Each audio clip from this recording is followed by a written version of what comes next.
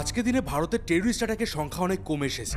শেষ সবথেকে বড় আতঙ্কবাদী হামলা হয়েছিল 26/11-তে, যেদিন মুম্বাইয়ের তাজ হোটেল থেকে শুরু করে স্টেশন জঙ্গি হামলায় কেঁপে উঠেছিল। কিন্তু তারপর থেকে ভারতের আইপি, এনআইএর মতো ইন্টেলিজেন্সের দৌলতে জঙ্গিরা আজ ভারতের দিকে চোখ দিতেও ভয় পায়। কিন্তু একটা সময় ছিল যখন মুম্বাই শহর এই জঙ্গিদের প্রধান টার্গেট ছিল। এই সময়টা কিছু বছর পরই তারা মুম্বাইতে ভয়াবহ সব আক্রমণ করত। আর এর শুরুটা হয়েছিল দাউদ ইব্রাহিমের হাত ধরে 93 সালের মুম্বাই বম ব্লাস্টের মাধ্যমে,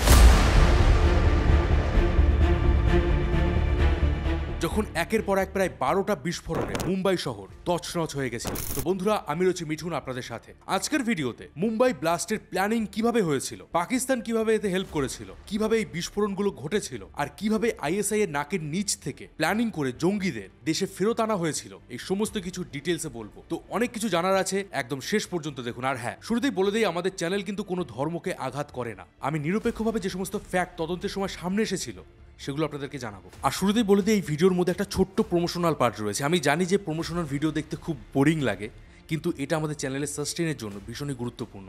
তাই আপনাদের সবার কাছে রিকোয়েস্ট রইল যে স্কিপ না করে পুরোটা ভিডিও দেখবেন আর এই প্রোডাক্টগুলো নিজেদের দায়িত্বে ব্যবহার করবেন। দেখুন, দাউদের মতো বড় বড় গ্যাংস্টাররা টাকা ইনকাম করার জন্য বেআইনি পথ বেছে নেয়, যেটা আপনি বা আমি করতে পারবো না। কিছুদিন আগে আমার লাইফে এমন একটা ফেজ চলছিল যে সময় আমি কনফিউজ ছিলাম যে আমি কোনটা করব, ইউটিউব ক্যারিয়ার বেছে নেবো নাকি আমি চাকরি করব। এছাড়া আমার প্রচুর পরিমাণে খরচও হয়ে যাচ্ছিল। মানে ধরুন আমি 10 টাকা ইনকাম করছি, আমার খরচ হয়ে যাচ্ছে 15 টাকা। এই টাইমটা আমার একজন পিসি আমাকে সাজেস্ট করেছিলেন যে তুই অ্যাস্ট্রোলজারের কাছে যা। এবার কাজের এত পরিমাণে চাপ ছিল যে আমি অ্যাস্ট্রোলজির কাছে যাওয়ার সময় পাচ্ছিলাম না। আর তখন আমি খুঁজে পাই অ্যাস্ট্রোটক অ্যাপ। আর সত্যি বলতে অ্যাস্ট্রোলজি নিয়ে কিন্তু আমার একটু ডাউট ছিল যে আদৌ কোনো হেল্প হবে কিনা। তখন এই অ্যাস্ট্রোটক অ্যাপে আমার সাথে কথা হয় সুনিতাজির সাথে, আর মাত্র 5 মিনিট চ্যাট করেই উনি আমার সমস্ত প্রবলেমগুলো বুঝে যান। এরপর আমি আরও জিজ্ঞাসা করি যে ফিউচারে আমার রিলেশন কেমন চলবে, আমার ইনকাম বাড়বে কিনা। এগুলো শোনার পর উনি আমাকে বেশ কিছু রেমিডিজও দিয়েছেন, আর সেগুলো ইউজ করে আমি বেশ হেল্পও পেয়েছি। এবার শুধুমাত্র আমার বা আপনার নয়, আমাদের আশেপাশে সবার লাইফে কিছু না কিছু প্রবলেম থাকে। কারোর টাকা পয়সার প্রবলেম, কারোর বাড়ি গাড়ির প্রবলেম, কারোর রিলেশন নিয়ে প্রবলেম। আর এই প্রবলেমগুলো থেকে বেরিয়ে আসার জন্য আপনিও কিন্তু অ্যাস্ট্রোলজারদের সাথে কথা বলতে পারেন, তাও আবার আপনার বাড়িতে বসেই। অ্যাস্ট্রোটক অ্যাপের লিঙ্ক ডেসক্রিপশন বক্স এবং কমেন্ট বক্সে দেওয়া আছে। আর এখনও যদি আপনি অ্যাস্ট্রোটক অ্যাপসটা ডাউনলোড করেন তাহলে আপনি ফার্স্ট চ্যাট একদম ফ্রিতে পাবেন। তো এবার আমরা ফিরে আসি ভিডিওতে। মুম্বাই ব্লাস্টের ইমিডিয়েট কারণ। মুম্বাই বম ব্লাস্টের 3 মাস আগে 6 ডিসেম্বর 1992 সালে বিজেপি, আরএসএস এবং বিশ্ব হিন্দু পরিষদের নেতৃত্বে বাবরি মসজিদের সামনে রাম মন্দির তৈরির দাবিতে প্রায় 1.5 থেকে 2 লক্ষ হিন্দুদের একটা র্যালি হয়। কিন্তু হঠাৎই সেই র্যালিতে আসা জনগণ ভীষণ উত্তেজিত হয়ে ওঠে, আর পুলিশের ব্যারিকেড ভেঙে তারা জরাজীর্ণ শতাব্দী প্রাচীন বাবরি মসজিদে আক্রমণ করে।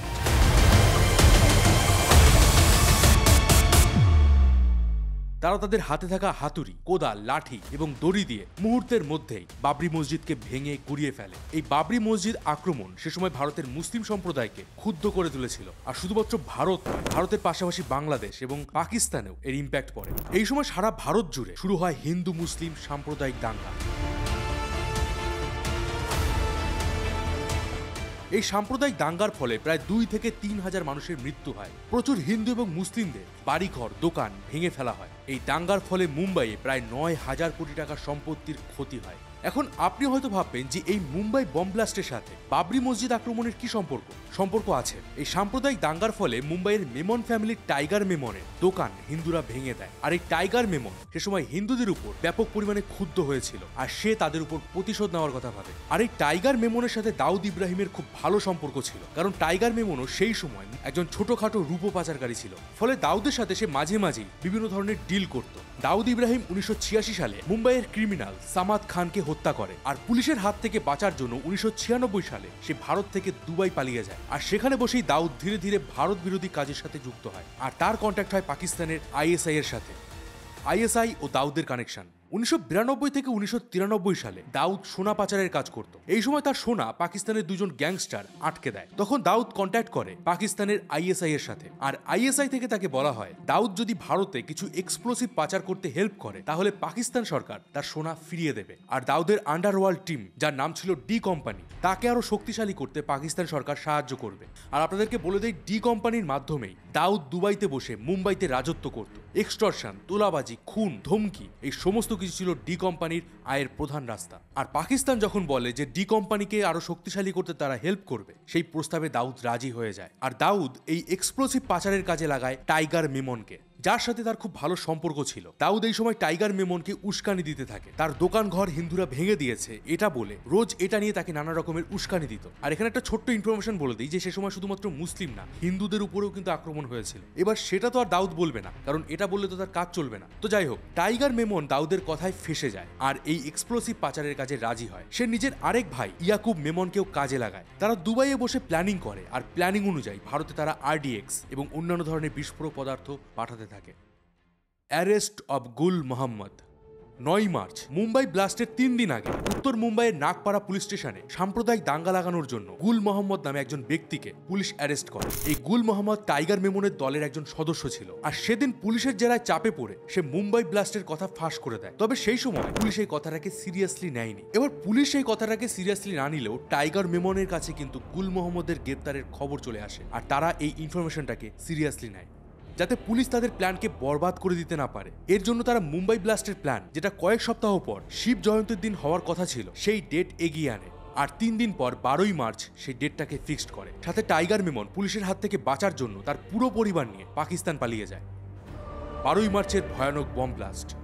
12ই মার্চ 1993 দুপুর 1:30 মুম্বাইয়ের স্টক এক্সচেঞ্জের 28 তলা বিল্ডিং এর বেসমেন্টে একটা ভয়ানক বম ব্লাস্ট হয়। 80 কেজি RDX ভরা একটা গাড়ি এক্সচেঞ্জের বিল্ডিং এর বেসমেন্টে পার্ক করা ছিল, যার সাথে একটা টাইমার সেট করা ছিল। ব্লাস্ট হওয়ার সাথে সাথে সেখানে থাকা প্রায় 50 জন মারা যায় আর আহত হয় প্রায় 200 জন। আশেপাশের বেশ কয়েকটা বিল্ডিংও ধ্বংস হয়ে যায়। এই ব্লাস্টের ব্যাপারে কিছু বুঝে ওঠার আগেই আগামী মাত্র 2.5 ঘন্টার মধ্যে সারা মুম্বাই শহর জুড়ে আরো 12টা বম ব্লাস্ট হয়,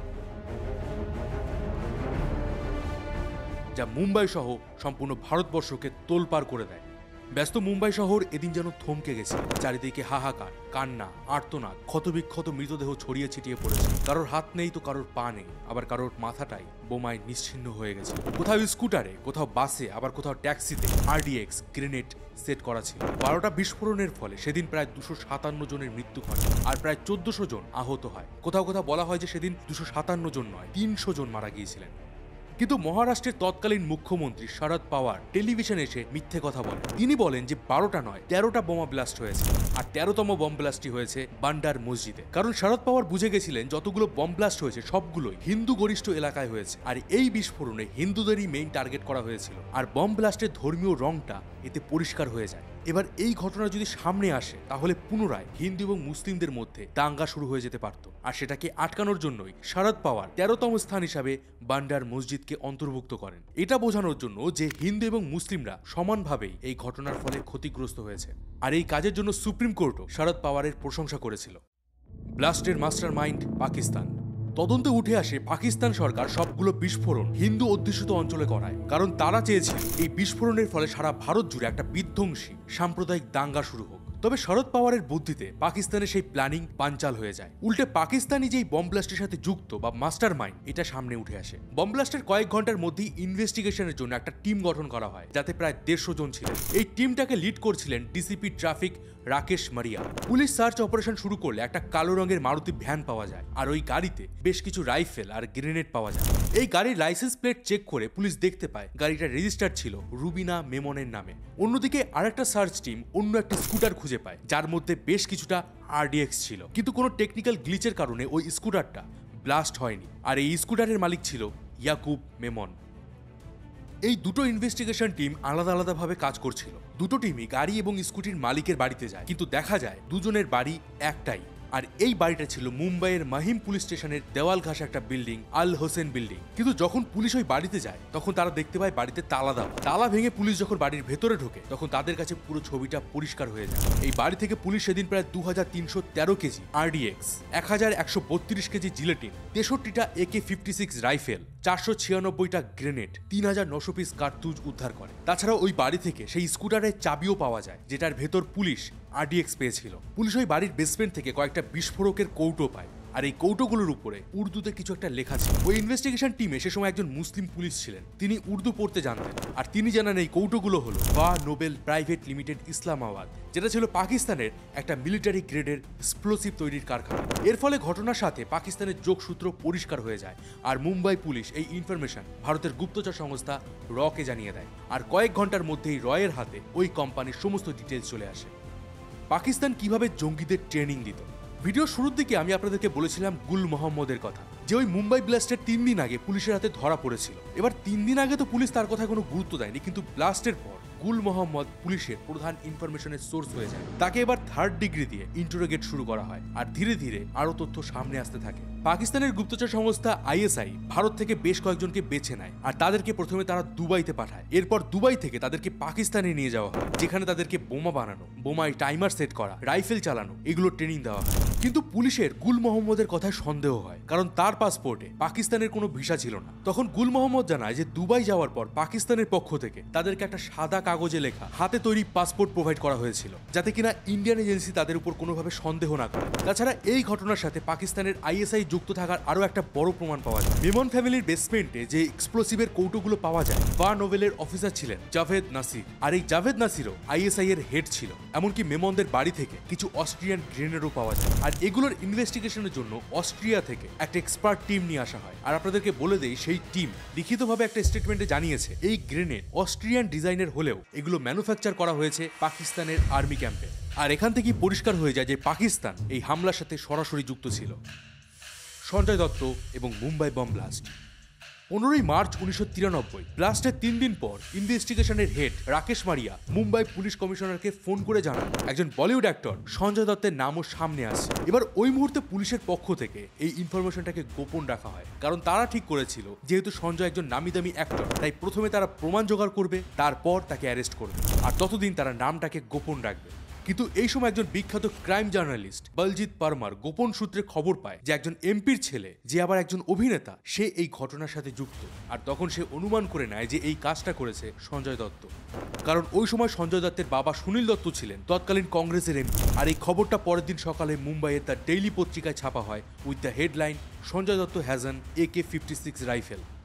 তবে সেই মুহূর্তে সঞ্জয় দত্ত দেশে ছিলেন না, তিনি মরিশাসে আতিশ ফিল্মে শুটিং করছিলেন। কিছুদিন পর সঞ্জয় দত্ত যখন দেশে ফিরে আসেন, সাথে সাথে পুলিশ তাকে এয়ারপোর্টেই অ্যারেস্ট করে আর তাকে কাস্টাডিতে নেয়। এরপর সঞ্জয় দত্তের জিজ্ঞাসাবাদ করেন রাকেশ মারিয়া। প্রথমে সঞ্জয় দত্ত কিছু বলতে চাননি, বলা হয় এই সময় রাকেশ মারিয়া সঞ্জয় দত্তকে একটা কড়া থাপ্পড় মারেন। আর তারপর সঞ্জয় দত্ত কাঁদতে কাঁদতে জানান যে দাঙ্গা চলাকালে তিনি এবং তার বাবা প্রচুর পরিমাণে খুনের হুমকি পাচ্ছিলেন। তাই সে এই ব্যাপারে তার বন্ধু আনিস ইব্রাহিমকে জানায়। এবার এই আনিস ইব্রাহিম হলো দাউদ ইব্রাহিমের ছোট ভাই। সে সময় আনিস তার বাড়িতে কিছু হাতিয়ার রাখার পরামর্শ দেয়, আর সঞ্জয় এতে রাজি হয়ে যায়। সে সময় আনিস দুজন লোক পাঠায়, হানিফ এবং সামির।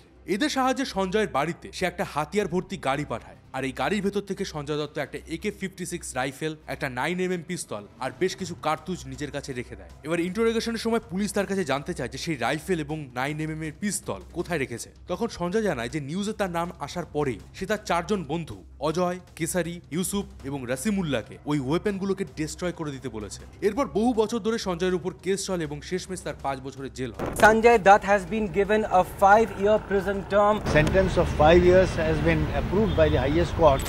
জঙ্গিদের ভারতে ফেরত আনা।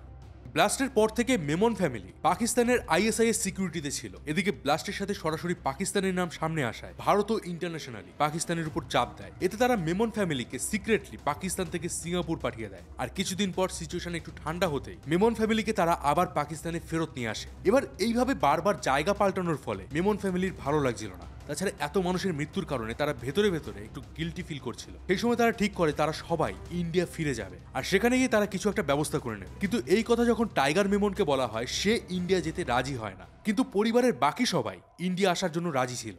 এবার ISI চাইছিল না যে মোমেন ফ্যামিলির কেউই ইন্ডিয়া ফিরে যাক, কারণ এতে তাদের সমস্ত কুকীর্তি ফাঁস হয়ে যাবে। তাই এদের উপর ISI শুরু থেকেই নজর রাখতো, আর এটা মেমন ফ্যামিলিও জানতো। ISI এখনো তাদের উপর নজর রাখছে কিনা সেটা দেখার জন্য পরিবারের প্রত্যেকটা সদস্য একবার করে দুবাই থেকে ঘুরে আসতো। আর এতে কোনো রকম ঝামেলা না হওয়ায় তারা বুঝতে পারে যে ISI এখন আর তাদের উপর নজর রাখছে না। এবার তারা ঠিক করে তারা সবাই মিলে দুবাই যাবে, আর এর কিছুদিনের মধ্যেই তারা সবাই মিলে দুবাই পৌঁছে যায়। এই সময় ইয়াকুব মেমনের ওয়াইফ রাহিন প্রেগনেন্ট ছিল। ইয়াকুব দুবাইতে এসে ইন্ডিয়াতে থাকা তার একজন বন্ধুকে কল করে। পুলিশ ওই ব্যক্তির সিকিউরিটির কারণে তার বন্ধুর আসল নামের বদলে একটা নকল নাম দেয় আমির। তো এই আমির ইয়াকুবকে জানায় যে ইন্ডিয়ার পরিস্থিতি এখন ভালো না, আর সেই ইয়াকুবকে পরামর্শ দেয় ইন্ডিয়াতে না এসে সে যেন তার সাথে নেপালের কাঠমান্ডুতে দেখা করে। ইয়াকুবও এতে রাজি হয়ে যায়, কিন্তু নেপালের এয়ারপোর্ট অথরিটি ইয়াকুবের সুটকেস সার্চ করে আর তাকে অ্যারেস্ট করে নেয়। কারণ তার সুটকেসের মধ্যে মেমন ফ্যামিলির প্রায় সমস্ত সদস্যদের অনেকগুলো করে ফেক পাসপোর্ট আর আইডি কার্ড ছিল। এবার নেপাল সরকার এই খবর ইন্ডিয়া সরকারকে দেয়, আর ইন্ডিয়ান এজেন্সি নেপাল থেকে ইয়াকুব এবং আমির নামে সেই বন্ধুকে অ্যারেস্ট করে। এবার ইয়াকুবকে জিজ্ঞাসাবাদ করা হয়, আর তার থেকে তার পরিবারের বাকি সদস্যদের ঠিকানা জেনে নেয় ইন্ডিয়ান র এজেন্সি। এবার ইন্ডিয়ান এজেন্সি ওই বন্ধু আমিরকে বলে সে যেন দুবাইতে গিয়ে মেমন ফ্যামিলির বাকি সদস্যদের বুঝিয়ে সুঝিয়ে ইন্ডিয়া নিয়ে আসে, আর আমিরের সেফটির দায়িত্ব নেয় ইন্ডিয়ান সরকার। এরপর আমির দুবাইতে চলে যায়, সেই ইয়াকুবের দেওয়া আল ওয়াসি হোটেলের ঠিকানায় যায়, কিন্তু ওই সময় সে হোটেলে কাউকে খুঁজে পায় না। আমির এই ইনফরমেশন ইন্ডিয়ান র এজেন্সিকে জানায়। এজেন্সি তখন আমিরকে দুবাইতে থাকা ইন্ডিয়ার সিক্রেট এজেন্ট সাইফের সাথে দেখা করতে বলে। আমির সাইফের সাথে দুবাইয়ের বিভিন্ন এলাকায় ঘুরে ঘুরে মেমন ফ্যামিলির খোঁজ করতে থাকে, কিন্তু কোথাও তাদেরকে খুঁজে পায় না। আর তখন আমিরের মনে পড়ে মেমন ফ্যামিলি মোগলাই খেতে ভীষণ ভালোবাসে, আর দুবাইয়ের আল খামারাতে দিল্লির দরবার রেস্টুরেন্টে ভালো মোগলাই পাওয়া যেত। তাই আমির এবার সেই রেস্টুরেন্টে যায়, আর কোইন্সিডেন্টলি মেমন ফ্যামিলির দুজন এশা এবং সুলেমান রেস্টুরেন্টে মোগলাইয়ের পার্সেল নিতে এসেছিল। আমির তাদেরকে দেখতে পায় আর তাদের সাথে কথা বলে। তখন জানা যায় ইয়াকুব মোমেনের ওয়াইফ রাহিন এক মেয়ে সন্তানের জন্ম দিয়েছে, তাই তারা হসপিটালের কাছে ক্লারেজ হোটেলে আছে। আমির ওই দুজনের সাথে তাদের হোটেলে যায়, সারা রাত তাদের সাথে কথা বলে আর তাদের সবাইকে ভারতে ফেরত আসার জন্য বোঝাতে থাকে। আর পরদিন সকালে এই পুরো ফ্যামিলি ইন্ডিয়া ফেরত আসার জন্য রাজি হয়ে যায়। আর 1994 সালের 25শে আগস্ট মেমন ফ্যামিলি ভারতে ফেরে, আর পুলিশ তাদেরকে এয়ারপোর্ট থেকেই অ্যারেস্ট করে। ইয়াকুব মেমনের শাস্তি। ইয়াকুব মেমনের বিরুদ্ধে প্রায় একাধিক ট্রায়াল চলে, আর শেষ পর্যন্ত 2015 সালের 30শে জুলাই ইয়াকুবের 53তম জন্মদিনের দিন সকাল 6:30 নাগাদ নাগপুর সেন্ট্রাল জেলে তাকে ফাঁসি দেওয়া হয়। ফাঁসি দেওয়ার আগে ইয়াকুব মেমন নামাজ পড়ে আর শেষবারের মতো তার মেয়ে জুবেদার সাথে দেখা করতে চায়। এই কেসে পুলিশ মোট 130 জনকে অ্যারেস্ট করেছিল, তবে দুজন প্রাইম অ্যাকিউজড দাউদ ইব্রাহিম এবং টাইগার মেমন এখনো পাকিস্তানে আছে, আর আজকের দিন পর্যন্ত তাদের ভারতে আনা সম্ভব হয়নি। হয়তো ভবিষ্যতে এই দুজন অপরাধীকে তাদের কাজের শাস্তি দেওয়া হবে। তবে কি জানেন তো, আইনের থেকেও বড় কিন্তু একজন আছেন, আর তার হাত থেকে কেউ বাঁচে না, যাকে বলা হয় কর্মফল। গ্যাংস্টার লরেন্সকে একদল মানুষ হিরোর চোখে দেখে, আর একদল মানুষ তাকে গালাগালি দেয়। আজ কমেন্টও আপনি বেশ কিছু মানুষকে দেখতে পাবেন যারা দাউদ ইব্রাহিমকে হিরোর চোখে দেখে। দেখুন, ধর্ম দেখে অপরাধীর বিচার করতে গেলে কোনো অপরাধী কিন্তু কোনোদিন শাস্তি পাবে না। তাই যে অপরাধী নিরীহ মানুষকে হত্যা করে তাকে কোনোভাবেই সাপোর্ট করবেন না, তা সে লরেন্স হোক বা দাউদ ইব্রাহিম। এই ভিডিও নিয়ে আপনার যদি কোনো রকম কোনো প্রশ্ন থাকে কমেন্ট করে জানাবেন, আমি হোয়াটসঅ্যাপ গ্রুপে তার অ্যান্সার দিয়ে দেবো। হোয়াটসঅ্যাপ চ্যানেলের লিঙ্ক ডিসক্রিপশন বক্সে আর কমেন্টে দেওয়া আছে। দেখা হবে পরের ভিডিওতে, ততদিন ভালো থাকবেন, সুস্থ থাকবেন, আর আমি ছিলাম মিঠুন আপনাদের সাথে।